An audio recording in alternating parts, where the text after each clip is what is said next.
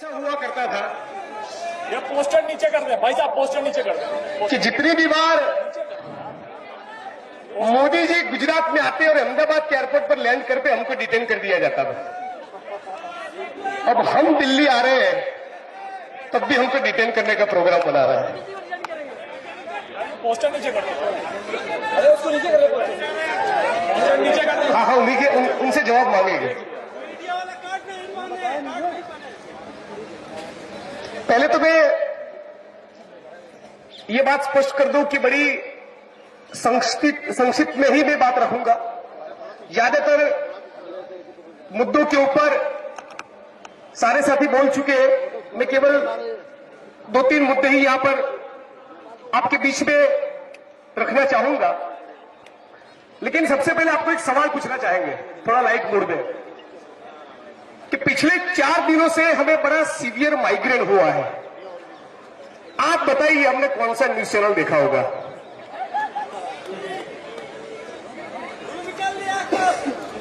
मुझे लग रहा है कि आज शायद ऐसा भी सुनने को मिले, ladies and gentleman, the nation wants to know tonight with me the चाटुकार ऑफ द नेशन।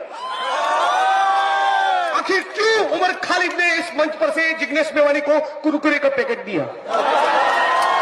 आखिर उनके लिए सम्राट नमकीन क्यों नहीं, पार्ले का बिस्किट क्यों नहीं? Nation wants to know tonight. This is live on banana Republic.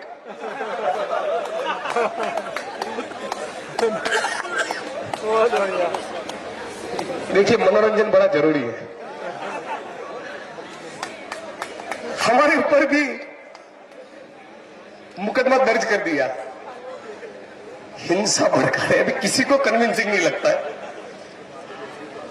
हम जब चुनाव लड़े और जिस सिंबल से चुनाव जीते वो है सिलाई मशीन।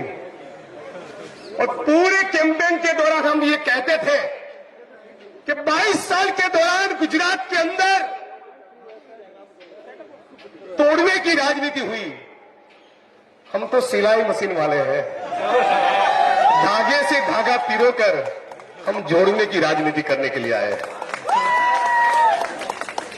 तो साथी कन्हैया, शैला और दूसरे सभी साथियों का बिल्कुल सही कहना है। हम वो लव जिहाद वाले नहीं, हम तो प्यार इश्क मोहब्बत जिंदाबाद वाले हैं। और इसीलिए 14 अप्रैल भी सेलिब्रेट करेंगे, वैलेंटाइन डे भी सेलिब्रेट करने वाले हैं। और आपके बीच में ये बात भी साफ कर दे, मीडिया के सारे मित्रों के माध्यम से, कि हमारा साफ तौर पे मानना है और विनम्रता के साथ मानना है कि जिस प्रकार गुजरात के अंदर अल्पेश ठाकुर, हार्दिक पटेल और जिग्नेश मेवानी ने मिलकर युवा वर्ग की अगुवाई में उनके 150 सीटों के घमंड को 99 पे आकर रख दिया, उसी के चलते हमको टारगेट किया जा रहा है। और उसी के चलते संघ और बीजेपी के जिन लोगों ने भीमा कोरेगांव पर हिंसा किया, उनकी गिरफ्तारी के बजाय ऑफेंस हमारे ऊपर। लेकिन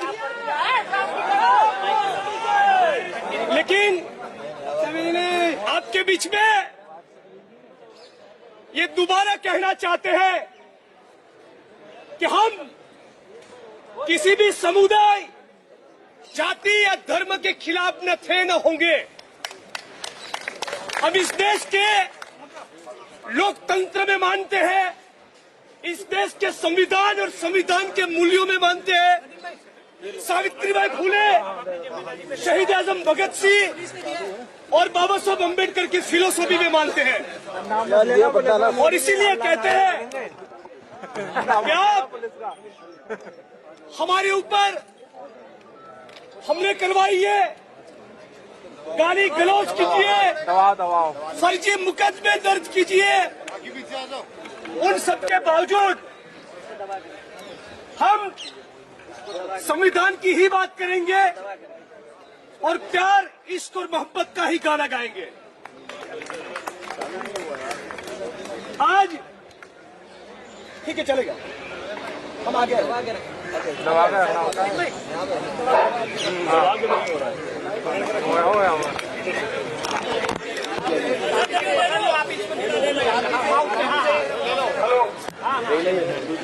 तो साथियों, फोटो का जरा बड़ा हेलो सुबह से मीडिया के साथी लगातार हमको ये सवाल भी कर रहे हैं कि आपको पुलिस परमिशन नहीं मिला, आपका क्या कहना है? हमारा सिर्फ इतना कहना है कि इस देश की 125 करोड़ जनता ये भी देख रही है कि चंद्रशेखर आजाद रावण को रिहा करो, इस देश में सच्चे लोकतंत्र और संविधान को लागू करो और 2 करोड़ युवा को रोजगार दो। इतनी बात रखने का यदि एक इलेक्टेड रिप्रेजेंटेटिव को भी अधिकार नहीं, तो यही वो गुजरात मॉडल है।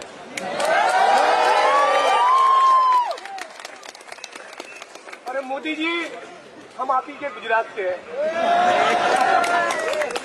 और विधायक भी है अब तो, और हमें मालूम है हमारे असेंबली में जाने के चलते आपको बहुत सी फाइलें जलानी पड़ी है, और सारे वो ब्यूरोक्रेट्स जो इतने सालों तक बोल नहीं पा रहे थे, वो सारी करप्शन की फाइलें हमारे पास आने वाली है, हमको मालूम है। आवाज आ जाएगी, लेकिन आवाज आ जाएगी। आप ये बात भी समझिए, भीमा कोरेगांव में जो हिंसा हुई उसमें कोई जिग्नेश मेवाड़ी को नहीं, आपको जवाब देना है। आपको ये जवाब देना है कि आखिर अखिल गोगोई के ऊपर मुकदमा क्यों दर्ज हुआ? आखिर 700 से 800 अरे भाई पीछे यूथ लीडर्स के ऊपर पिछले 4 सालों के दौरान ऑफेंस क्यों दर्ज हुए? आपको ये जवाब देना है कि भीम आर्मी के साथियों को टारगेट क्यों किया जा रहा है? आपको जवाब देना है कि चंद्रशेखर रावण रासुका के चलते जेल में क्यों बंद है? आपको जवाब देना है ऊना के विक्टिम्स को न्याय क्यों नहीं मिला? आपको जवाब देना है आज भी ऊना, सहारनपुर और भीमा कोरेगांव क्यों हो रहा है? ये आपको जवाब देना है कि विदेशी बैंकों में पड़ा 15 लाख इस देश के गरीब आदमी के जेब में क्यों नहीं आया? आपने हर साल 2 करोड़ युवा को रोजगार का जो प्रॉमिस दिया था, उस प्रॉमिस का क्या हुआ? आपको जवाब देना है कि मध्य प्रदेश के किसानों की छाती पर आखिर गोलियां क्यों दागी गई? ये सवाल पूछने के लिए सोशल जस्टिस के एजेंडा के साथ सारे युवा लीडर आज मौजूद हैं। आपको ये जवाब देना है कि आखिर रोहित वेमुला की हत्या क्यों हुई और नजीब को गायब क्यों किया गया? ये सारे सवाल हम विधायक के तौर पे गुजरात की असेंबली में भी पूछेंगे और सड़कों में पीपल्स के मूवमेंट के दौरान आपके बीच में खड़े रहकर भी पूछेंगे। साथियों, हम ज्यादा लंबा बात नहीं करेंगे, ज्यादातर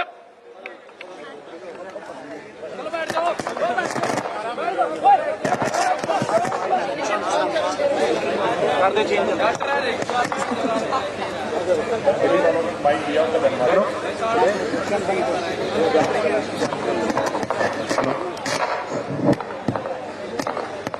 साथियों,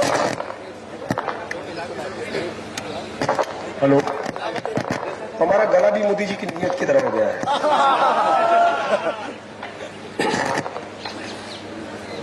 तो साथियों, ज्यादा बात न करते हुए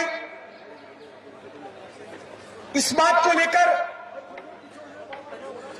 हम सभी के बीच में कोई दो राय नहीं समाज और राष्ट्र के तौर पे इतनी जबरदस्त क्राइसिस, इतनी डीप ट्रबल में हम लोग कभी नहीं थे। आज पूरा भारतवर्ष उथल पाथल से गुजर रहा है। हम फांसीवाद का मुकाबला कर रहे हैं। हमारे लोकतंत्र और संविधान के ऊपर एक जबरदस्त खतरा है। हम इसी संविधान और लोकतंत्र को सचमुच बचाना चाहते हैं। हम किसी भी व्यक्ति विशेष, समुदाय, जाति या धर्म के खिलाफ न थे न होंगे। हम सचमुच मोहब्बत की बात करना चाहते हैं। लेकिन जिस प्रकार से पिछले 4 साल के दौरान घर वापसी, लव जिहाद और गाय माता के नाम पे राजनीति की गई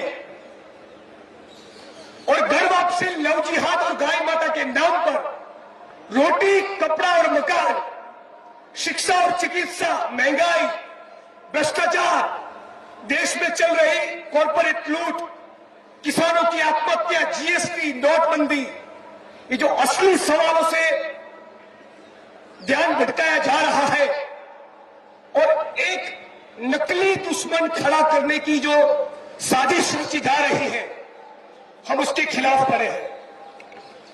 हम इस मंच पर से इतना ही घोषणा करके हमारी बात को खत्म करेंगे कि आप लव जिहाद, घर वापसी, ये गाय के नाम पर जितना भी चिल्लाना हो, जितनी भी राजनीति करनी हो वो कर लो। लेकिन हम बात करेंगे कि इस देश में अदानी, अंबानी, एस्सार को नहीं, लेकिन दलित, आदिवासी और भूमिहीन को जमीन का आवंटन हो। हम ये बात करना चाहते हैं कि माननीय प्रधानमंत्री जी, इंडिया सचमुच डिजिटल बनना ही चाहिए, लेकिन इंडिया डिजिटल बने उसके पहले सिर्फ इतना टेक्नोलॉजी ला दो कि किसी भी व्यक्ति को गटर में उतरकर मरना न पड़े। ये हम चाहते हैं। और आप सबके बीच में जितने भी युवा लीडर यहां पर मौजूद हैं, मेरे साथ मंच पर, वो सभी एक साथ खड़े होकर आपके माध्यम से, मीडिया के माध्यम से इस देश के माननीय प्रधानमंत्री जी को एक सवाल पूछना चाहते हैं कि सर, आप क्या चूज करने वाले हैं? मेरे एक हाथ में है मनुस्मृति और दूसरे हाथ में होगा संविधान। ये दो चीज लेकर, दो किताबें लेकर अभी मंच पर सभी साथी मेरे साथ खड़े होंगे। ये दो किताबें नहीं, आपकी ओर फेंका गया एक सवाल है जिसका आपको तुरंत जवाब देना है। तो मंच पर जितने भी साथी हैं, उन सभी को रिक्वेस्ट करूंगा कि मंच पर खड़े हो। हम साथ में मनुस्मृति और संविधान लेकर खड़े रहेंगे और माननीय प्रधानमंत्री जी को इस देश के अलग अलग कोने से आए, जो अलग अलग जाति और रिलीजन से बिलोंग करते हैं, अलग अलग विचार से बिलोंग करते हैं, लेकिन कुल मिलाकर जो संविधान में मानते हैं, लोकतंत्र में मानते हैं, संविधान की प्रस्तावना में जो एक सेक्युलर सोशलिस्ट डेमोक्रेसी खड़ा करने का बात किया है, इन मूल्यों में मानते हैं।